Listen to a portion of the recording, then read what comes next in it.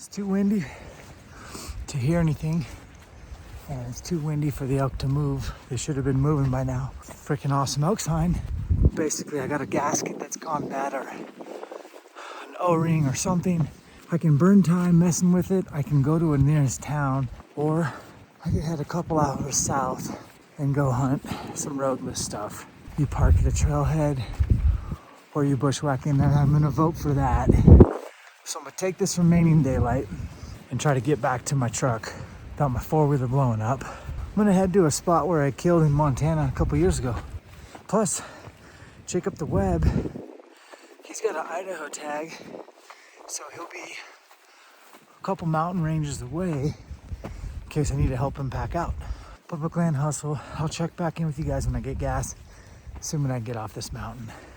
I made it about 4 miles, and I got 3 miles to go. So these guys aren't at their camp. I'd ask them for a ride. So we're walking.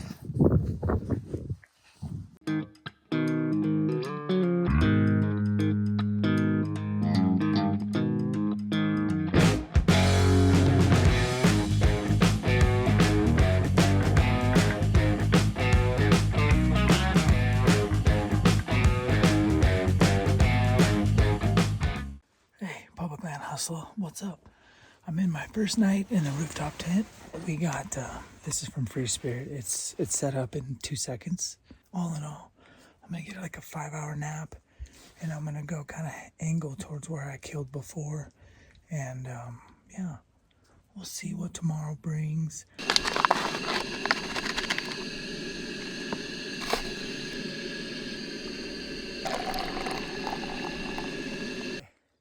We just topped out 3 miles, 1,800 vertical feet, just before 8 o'clock. Not too sweaty. I got some boulder fields to navigate, but once I get right over to that quick little saddle, I think I'm going to try to stay at that elevation and start glassing. Hopefully the wind isn't too bad and we can hear. If we can't hear, we at least see. Let's get on some elk. He sounds like he's in the bottom right off.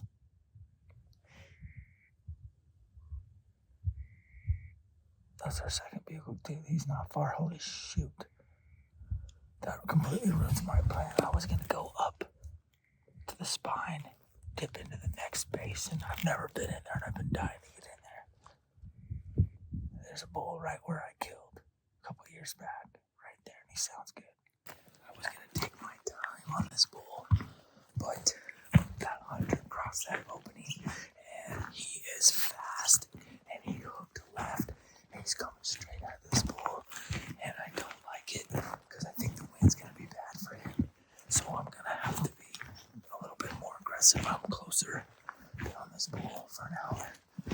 This vehicle don't want to make a move. Hopefully this guy doesn't screw it up. Here we go.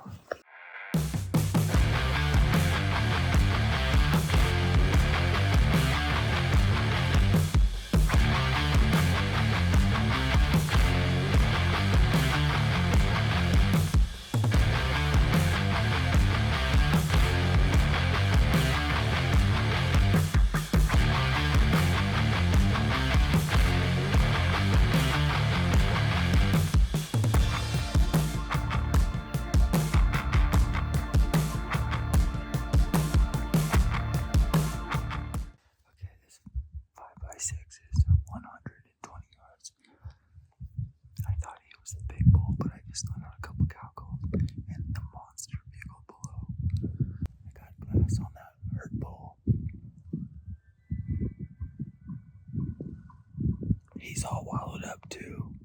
There's got to be a wallow in this canyon. I want to find it. My goal is to not screw this up. I'm running out of daylight. I want to get him on video. It's not going to happen. I think he's got more cows. He keeps going back in the timber. Right now I see 2 cows, a calf, a 5x5 and a 5x6.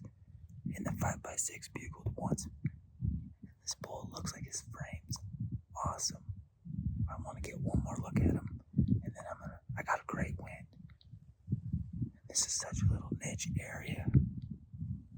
If I don't screw this up, they should stay here. Sweet. Hey, Dan Staten with ElkShape. I want to talk to you about ElkShape Camp 2023, 5 locations. But first, I started elk hunting about 20 years ago, and I spent about 5 minutes with a rifle and I had success. Then I switched to a bow, and it took me 5 seasons to finally punch that archery elk tag. That learning curve, albeit long, I wouldn't trade it for the world because it changed my life. And I want to accelerate your elk hunting learning curve, and I want you to leverage elk hunting to create the best possible version of yourself. So whether you're a brand new elk hunter, or maybe you've had some success but not consistent success, come rub elbows with me and my entire squad. My army of subject matter experts are amazing people. We're going to elevate your game and help create a blueprint so that you not only find success in the mountains, but outside the mountains. Check out the website elkshape.com to learn more. I hope to meet many of you in 2023 ElkShape camps. In the meantime, stay on your grind. Hey, good morning, guys. Well, this bull went up to the top here where I was last night. He was displaying. I think there must be another bull up there. He's definitely wide, and he's got a good frame. He's long. I just don't know what he is. There was 2 other bulls with him yesterday, and a cow. I think I see a cow. It's starting to get light. I thought they'd be halfway down here in the bottom, but they're not yet, so they may not bed over here. I may be hiking more, but we'll see. The cow and calf were in Becker bulls on the same trail. I was following their tracks. They saw me. They bumped. I calf called. I cow called. Bull bugled below.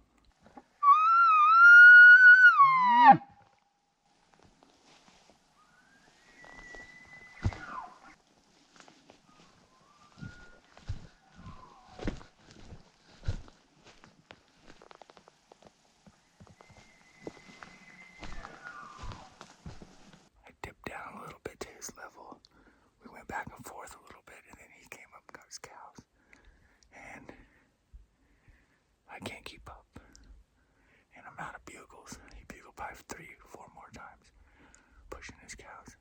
I think instead of going that way in the hot sun, they probably wrapped around and gonna drop in the original drainage they were supposed to be in this morning. For now, I'm just trying not to sweat to death. I can't keep up. They're incredibly fast.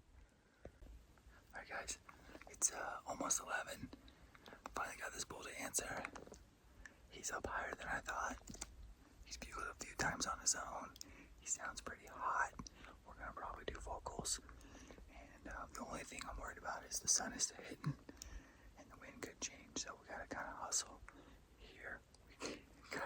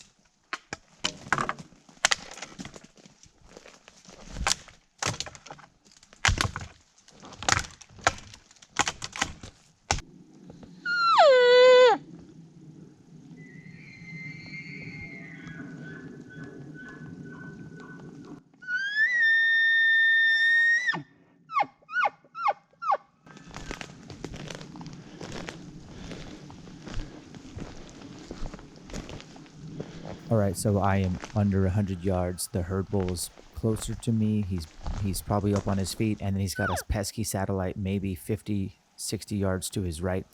This is solo elk calling at its finest, I think, where I'm basically going to have to, every sound I make, I have to move up. I'm not going to get caught with the elk coming at the last sound they heard. So every time I call, I try to move up, and you're going to notice eventually I'm going to be under 50 and I'm going to be getting on their level, and I'm just challenging him, and eventually I'm going to cut his bugle off, and that's going to push him over the edge.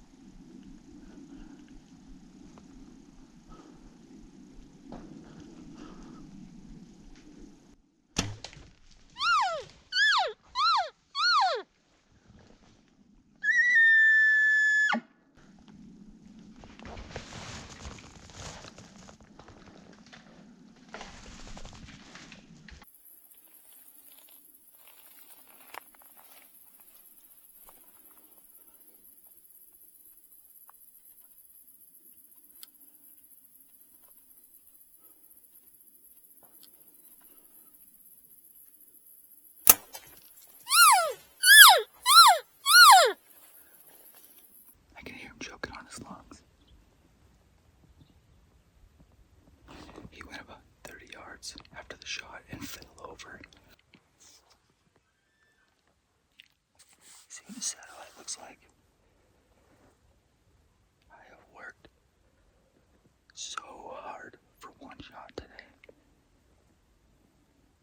I love that pulse bugle. So hoarse. Dude, he came in 20. I shot him quarter in 2. He was wallowed up. That's the bull I was on last night, for sure. One of the things I like to do after I take a shot is to take a picture and a video of where the bull was standing. I'm going to put a green flag where I took the shot based on the angle, him coming basically down a trail. There's a good chance I hit one lung, liver, and out the guts. So there's a good chance I should find my arrow. Also, my pin was set for 30. I'm pretty sure that was like a 18-yard shot. So downhill shot and me set at 30. Arrow could have been high lung. All right, so I'm gonna kind of try to take you through this before we go look for this bull. I think he's dead, dude. I heard him coughing on his lungs. So obviously I was coming up, wind still coming down about 11 a.m. He was over here, and then he was over here. I was hitting him with all the sounds you saw. His satellite pushed a little further this way, and he came over, and I had to get on their level. So rather than getting exposed, I just went straight up, got on a lateral, hit him with the challenge bugle, saw his antlers coming, was really trying to pull my bow back, and when he tipped his head to go under some branches, that's when I pulled back, and I didn't realize there was a branch in my way, like where I was standing, but it came through here, and I am gonna range it, but it's probably 18.9 yards, and I shot him for 30, and I did aim low. That's why I'm going back to fixed pins for elk. We're gonna make a whole video on that, and I'm gonna hopefully convince you. I got 4 examples from this year why I should follow my own advice. Okay, so after the shot, he went down 20 yards and fell over. Well, here he is, guys. Called this bull in. Found him yesterday evening. He had those 2 satellites. He had a 5x6 that was just smaller and spindly, wallowed out. He had a a straight 5x5, didn't wallow, and then he was wallowed. He had a phenomenal bugle. That's how I found him yesterday. Is I heard his bugle echo in the bottom of this canyon. I jammed over there. He had 2 cows and a calf, and then this morning he was supposed to come back in that canyon, and I found his wallow, and they were coming into that canyon, and I was like, dude, I'm gonna shoot him right down at the wallow. The wind's gonna be perfect. And another hunter came up from behind. They didn't know these elk were here, obviously, and these elk spooked. and they went on the backside, came over, found their tracks. It's not easy to do when it's just one bull, 2 cows and a calf. And then I got right in on his cow and his calf, and they saw me, I saw them at 20 yards, same level, and he was below, so I cow called, bugled, he answered, and then we battled it out, and he just pushed this herd, and they came all the way this way through a wide open saddle, and then he came in here and he bugled 50 times today, maybe more, and I finally got over to him, and I couldn't believe the wind was still going down at 11 a.m., and I knew once I kind of got him to respond to cow calls, it was game on, and pretty much you guys know the rest. Got in tight on his bubble and challenged him, and he came right in and shot him at 18.9 yards. We'll do an autopsy here in a second. I'm gonna start working on this bull. It's getting really cold at night, so if Jake helps me pack this bull out, I will film him for the rest of his season. All right, guys, I'm gonna send Jake an inReach. He's just gotta drive over from Idaho or Wyoming or wherever he's at. So, all right, guys, I'm super stoked. Tagged out, 3 bulls. Plenty of meat, plenty to share with friends and family, and I love Montana, and I'm very proud of this bull. He's a very older, mature bull. You can tell by his facial features, and he might even be on the decline. He's real heavy, and I'm real happy with him. So thanks for watching.